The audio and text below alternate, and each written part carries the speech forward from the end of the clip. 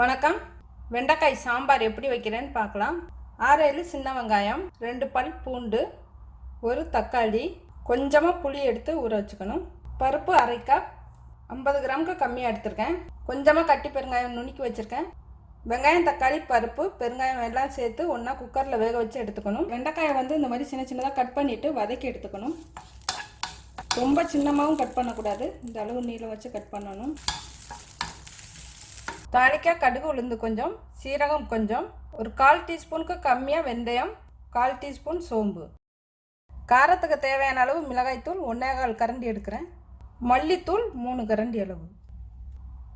பருப்பு கம்மியாக இருந்ததுன்னா மல்லித்தூள் 4 கரண்டி அளவு சேர்த்துக்கலாம். பருப்பு நிறைய வேக வச்சுருந்தீங்கன்னா 3 கரண்டி அளவு போதும். தாளிக்க கொஞ்சமாக கருவேப்பிலை, மல்லித்தலை இருந்தாலும் எடுத்துக்கலாம்.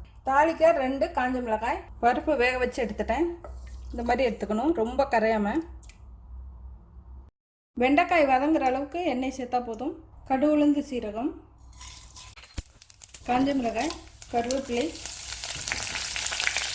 வதக்கிய வெண்டைக்காய்,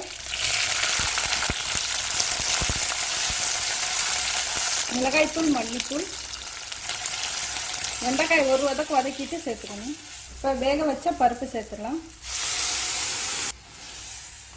ஒரு கொதி கொதிச்சதுக்கப்புறம் உப்பு, புளியெல்லாம் சேர்த்துக்கலாம்.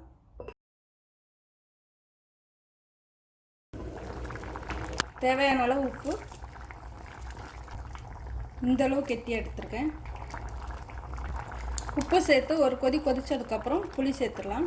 கரைச்சி வச்ச புளி, ஒரு சுளை புளியும்பாங்க, அந்த அளவு சேர்த்தா போதும். பூண்டு, இன்னும் 1 நிமிஷம் கொதிக்க விட்டுட்டு இறக்கிடலாம்.